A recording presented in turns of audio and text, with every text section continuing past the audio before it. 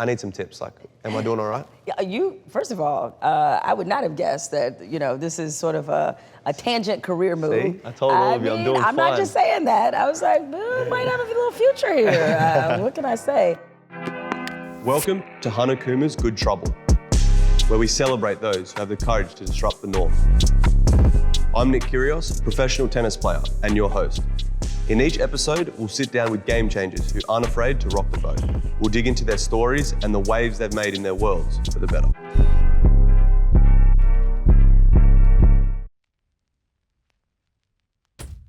Welcome to Good Trouble with Nick Kyrgios. We are all familiar with the saying, the pen is mightier than the sword. In the case of today's guest, Jemele Hill, the phrase has literally come to life. Armed with an arsenal of words, she has navigated the world of journalism from general assignment reporter to live in our homes on the world's biggest sports network, ESPN SportsCenter, on her way to becoming one of the best cultural commentators. Her text slaps so hard, she's not only written for The Atlantic, crafted Emmy Award-winning material, it's earned her the 2018 National Association of Black Journalists of the Year Award. She's even caught the attention of the President of the United States. To call her Unbothered, the name of her podcast, is putting it lightly, and it's in the same spirit she's been able to continue her climb uphill, the title of her recently published memoirs. Thank you for joining us. What does Good Trouble mean to you? Shout out to the clever intro, by the way. It was one of the better ones. Yeah, it was. I mean, the play on words, I got it. As a wordsmith, I sort of appreciate that. For me, Good Trouble is disruption. And a lot of people, when they think about journalism, I don't think they necessarily think about it in disruptive terms. Of course, they think about us interviewing people, asking questions, being at press conferences, those kind of things. Yep. But the entire point of journalism is a phrase that they used to say a lot when I was in journalism school at Michigan State, which is your job is to comfort the afflicted and afflict the comfortable, right? And so our entire presence is supposed to disrupt the chain of power. We're here to hold the people in power who make the decisions accountable. So for me, that is Good Trouble. I guess I've had my my war with journalists and the Yes. media, and I haven't always seen And eye now to look eye. at you now. And look at me now. Look at you now. But that's never really. I've always spoke my mind in press conferences, and I guess where does that confidence come from with you? Like, has it always been something you've been brought up with, or is it how did that come about? I come from a long line of family members who spoke their mind. And I guess some of it was innate, some of it was osmosis, and just with simple things. I mean, my family, we used to debate a lot about everything. And so I learned early on that having an opinion, a strong opinion, and being able to support and back up that opinion was very central to not just communication, but just in terms of changing the world. And so for me, it just came naturally.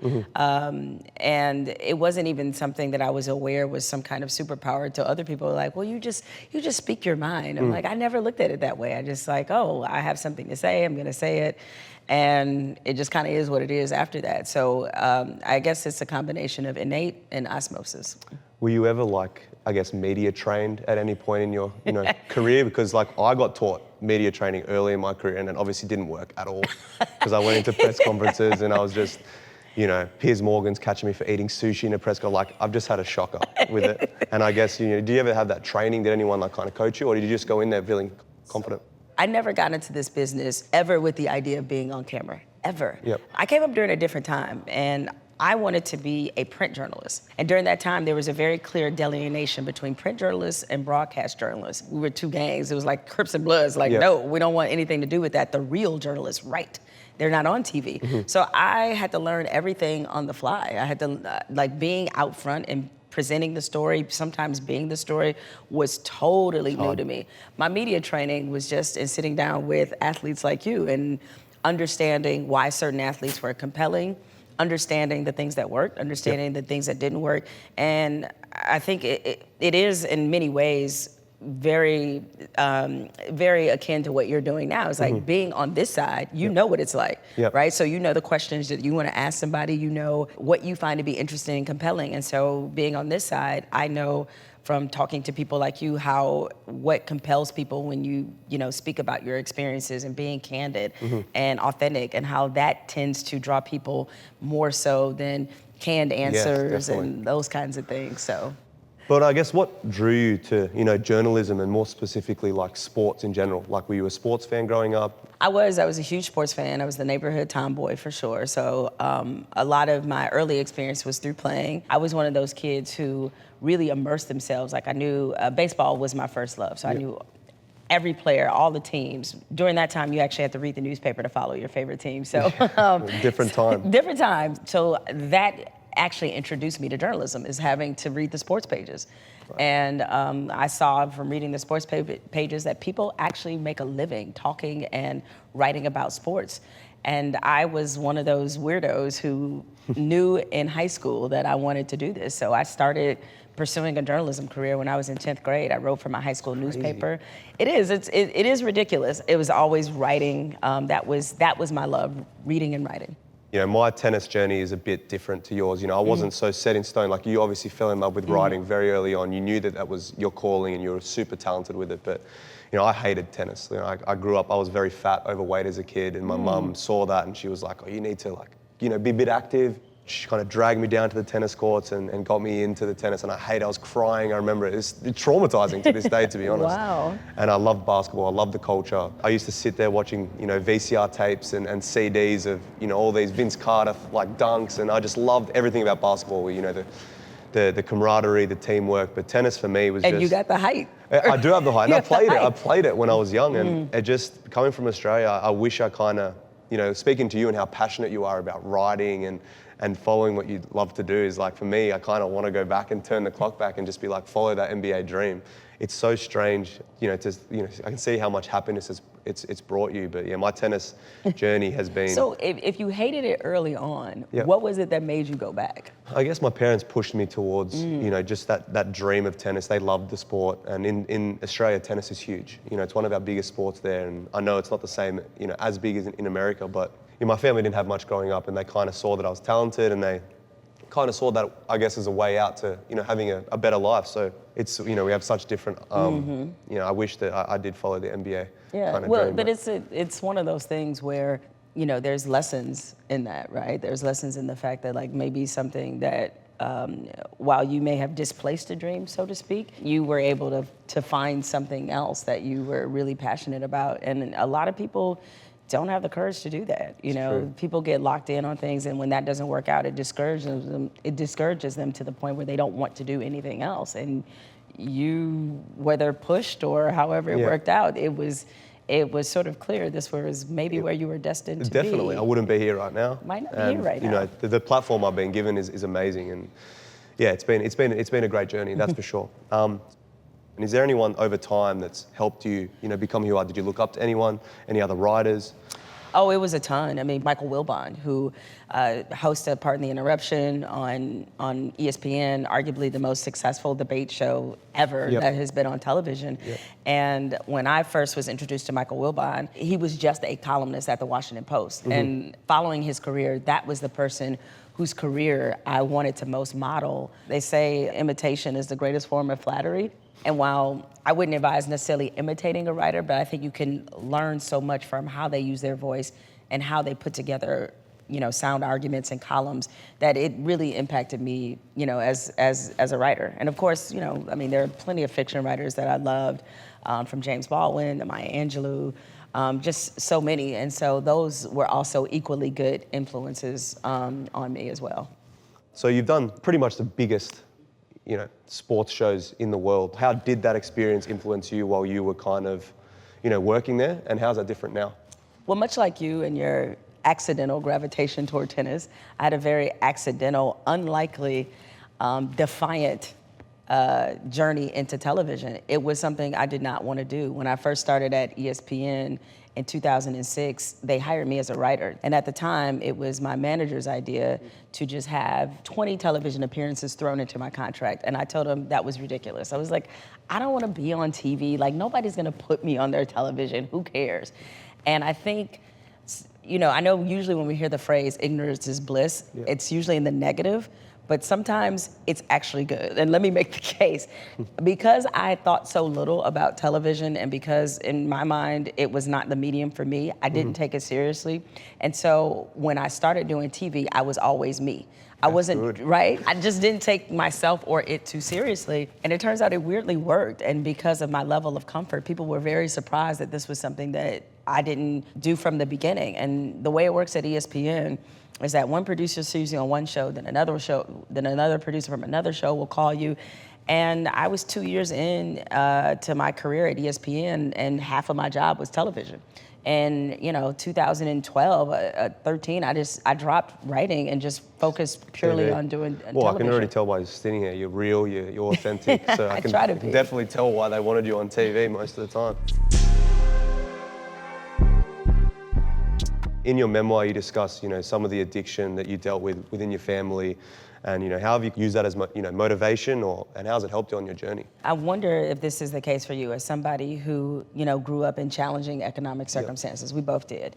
Is that it gives you perspective. Definitely. Right? As quote bad as that might have been, it is nothing compared to having to witness your mother go through an addiction. Yep. Right? And so it was tough, it really was. But I'm grateful for the perspective that it gave me, because later on, when I faced both personal and career challenges, I think about those days often. Definitely. And what they were like, and the pain of having to experience that and not have a normal childhood, and feel like in many ways my childhood was taken from me in some regards because I had to behave like an adult. Mm-hmm.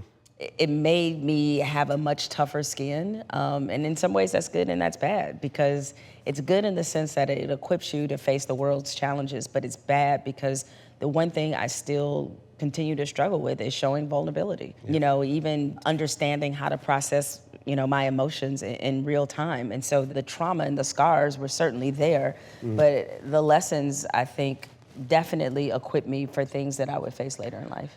My mum was she's been sick my entire my career, and I've watched her have seizures right next to me when I was a young kid. And I guess having those experiences though, it's good in a way, because it's just never makes you too happy or too arrogant with what you achieve. It kind of just humbles you and brings you down to earth. So I guess I kind of just use it as motivation to keep going. And she's still here at the moment. Her health's not great, but she's still watching me do this. And when this airs, she's definitely gonna. Well, my mother and I, we had a conversation about that where I told her I wouldn't change anything, and she would have totally taken addiction away if she could have. Whereas I look at it as seeing the things that I gained from having to come up that way. But there are lessons that I think very much fueled my success, because like you, it's it made me that much more driven. Definitely. And I didn't want her to go through that in vain. I know what you went through, a horrible addiction, surviving sexual abuse, all of those things.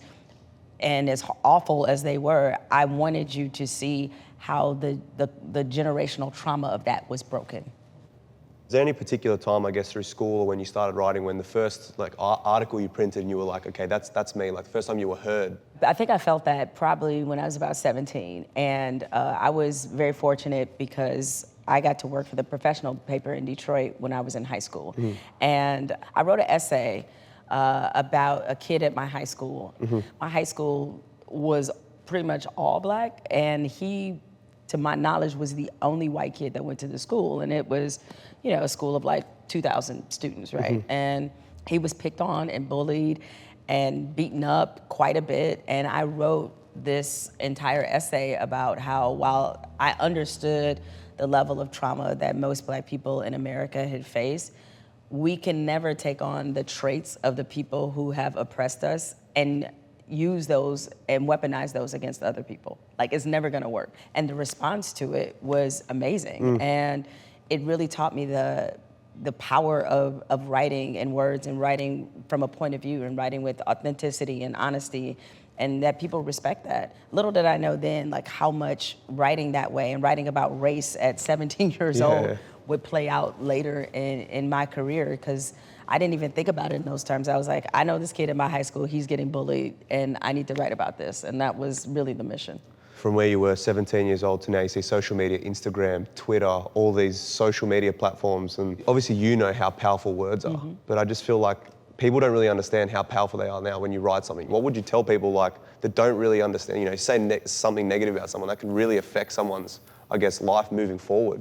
What I would say, and I feel so much empathy for athletes, because it used to be people would have had to send you snail mail, right? But now the curtain has been removed. Now the velvet rope is up. And so in real time, you are finding out how people feel about how you performed, So what you hard. said, and it sucks. I used to tell people to have a thick skin, but I stopped doing that because I feel like that's empowering the people to do it. And so what I would say to them is that, one, you can't let somebody else tell you who you are. You know who you are. These people do not know you at all. At all. And they don't know you. And by the way, the person who says the worst about you on social media will be the first person to ask you for an autograph if you saw them in person. All that keyboard energy, they ain't bringing none of that here. But what I would also tell them is that you can't respect the opinions of people who do not even have enough respect for themselves to understand how to carry themselves on that kind of platform. So as much as hard as it is not to take it to heart, it's hard. it's that you have to give yourself some level of distance from it and remind yourself these people don't know me. At all. At all. I think it was the great urban philosopher, rapper Nas, who said, haters, they're just showing twisted admiration. It's true. It's true. It's true. Earlier in your career, you were, the only black female columnist at the daily newspaper in North America, further solidifying your title of Memoirs Uphill. What sort of pride and responsibility did that carry? Because I feel like in the tennis world, there's not many colored athletes. There's a lot of responsibility that comes with that, so. It is a lot of responsibility, but frankly, that statistic, being the only black female sports columnist at a daily newspaper in North America, is embarrassing. It was a disheartening label to carry because I'm good, I ain't that damn good. Well, I need to be the only one who's representing, people who look like me. It unfortunately reiterated just how many strides and just how much progress still needed to be made in the profession. And representation matters so much in media because when you can tell me this as someone of color, when you look out in the press conference and no one in that room looks like you, you're like, what is going on here, right? And so if we're gonna be covering the stories, the lives, creating the narratives of athletes of color, they should be represented in the people doing that. Definitely. Because there's a lot of people who can't understand your perspective or who don't know what it's like for you to carry that responsibility of being an athlete of color who has a lot of expectations and responsibilities, or even how they write and talk about you is different, right? I mean, now that you're saying this, I look back at all the press conferences that I've done. I'm trying to think about, I reckon probably underneath 5% of people that are being coloured that are actually asking me these questions. And that's why when I see these articles, I'm like, that's not how I said things, or that's not how I meant it. And it's or been even just how they characterize you, Yeah, right? exactly. It's like because frankly, sometimes their view of people of color is very limited and very narrow. Certainly you, Serena Williams, Naomi Osaka, you all have experienced this in your careers. And so as the person who was the only in the room, because there was so many locker rooms and press conferences I was in where I was either the only black person, the only woman, and certainly the only black woman. I'm gonna check one of them boxes in any of the press conferences or locker rooms that I'm in. And it's just isolating more than anything. Is that I couldn't wave a banner behind being the only one. And I don't want to be the only one. I know it should be a lot more of us. So it was one of those statistics I looked at in the negative. And you were just disappointed. Very disappointed. So I guess how's the freedom now that, outside of ESPN, how's that allowed you to express yourself, more? Well, I get to do cool things like this. Yeah, and I cool. don't have to send 50 emails explaining why I'm doing it or getting permission from anybody. I mean, this part of my career is it's a season I never expected to go through.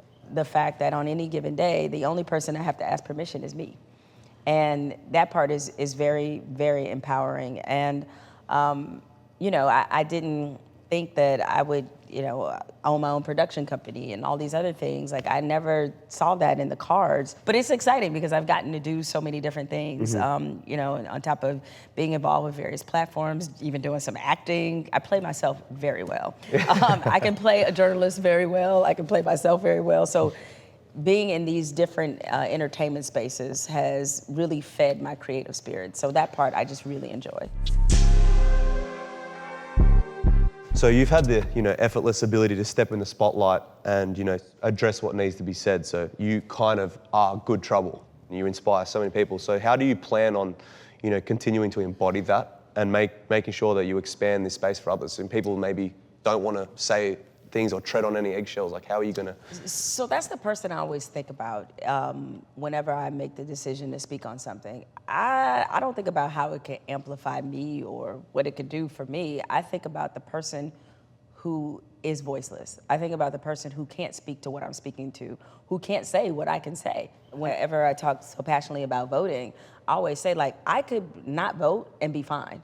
I am voting for somebody else who is not in position to understand, not just how critical it is, but who's maybe not even in a position where they can vote or they can be heard. I'm voting for that person. And so I feel the same way when I use my voice. I'm using it for somebody who can't speak. That's why I'm very careful and strategic about what I speak about and what I say, just because I know the power of the message, and I know, and I'm hoping that someone will see me do it and decide to also pick up the baton. We need to use our megaphone to support those who are in grassroots organization, who are knocking on people's doors every day. And so that's what I also hope to do by getting into good trouble. And as a fellow host, I'm usually in that seat getting, trying to answer questions. So I need some tips, because I know that I've got plenty of room for improvement. And sometimes, I get a bit stagnant. Because I'm just listening. Like, I'm so interesting to hear, your journey and how many people you touch with your words and stuff. So I need some tips. Like, am I doing all right? Yeah, first of all, I would not have guessed that, this is sort of a tangent career move. See? I told all of you I'm doing fine. I'm not just saying that. I was like, might have a little future here. What can I say? Bottom line is, whether you're sitting on this side or this side, people appreciate real. Yep. 1,000%. They know when somebody's bullshitting. They know this, right? And they know when you're not being authentic, and they know when you're just feeding a canned answer or you're just kind of going through the motions. And so what I often say to athletes is that you're better off really being yourself, because then people can't really take issue with it. They can try, and you also don't give the media much places to go. All right, and that's a little trick, is that it's probably a good idea to just cut off us inventing a story about you. All right, just tell us your own damn story. I'm snitching on myself, so that way y'all can't ever uncover anything about me, because I told you already. So what you gonna say now? So with all these accolades, Journalist of the Year, all of these amazing things you've achieved, how do you maintain your edge and focus to make sure the job is getting done the best it can? Maybe this is the type A in me. You never feel like you've made it. You never feel like you. I don't. Big imposter syndrome. Yeah. Same. I have big imposter syndrome. It's like I don't sit around polishing off my Emmy. No. I'm on to what am I doing in 2024? What's next? What's next? For me, the legacy I want to leave is not one of a bunch of awards or money or any of those things.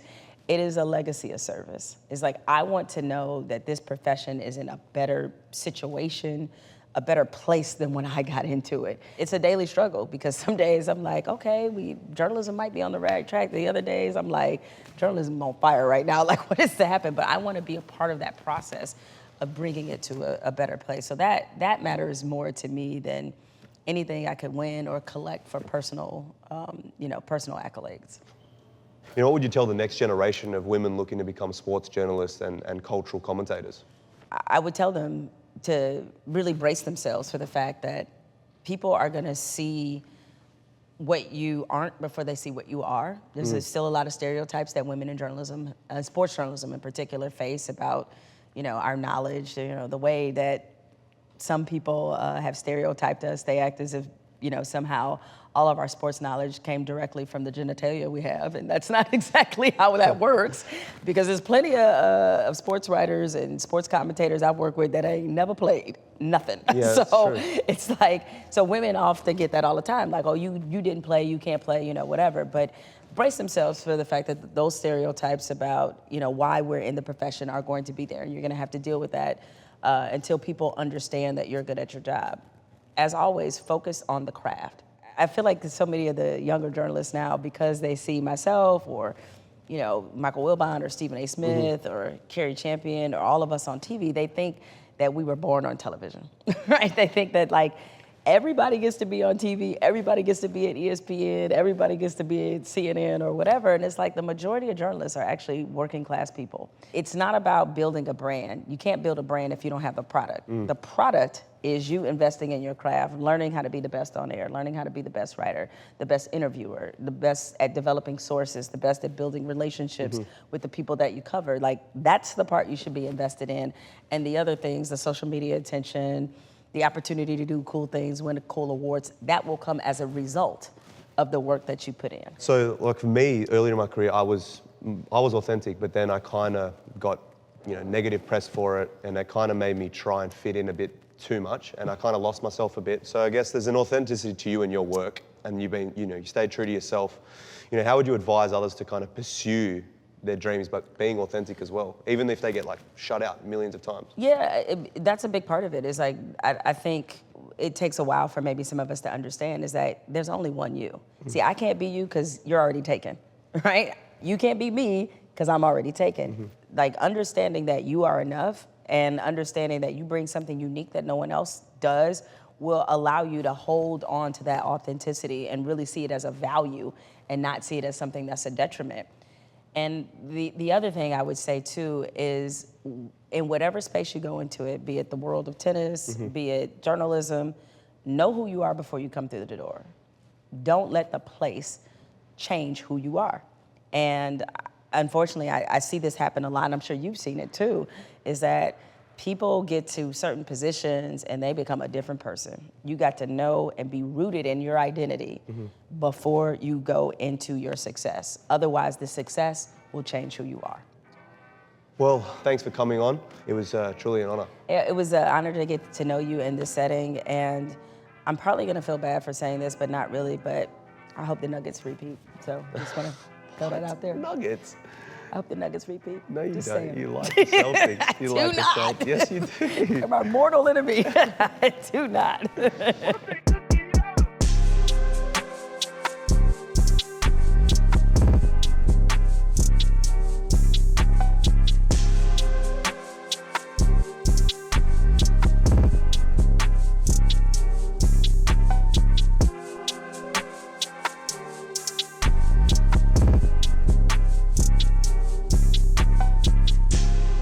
Thanks for watching. For more Hanakuma's Good Trouble with Nick Kyrgios, don't forget to like, comment, and subscribe.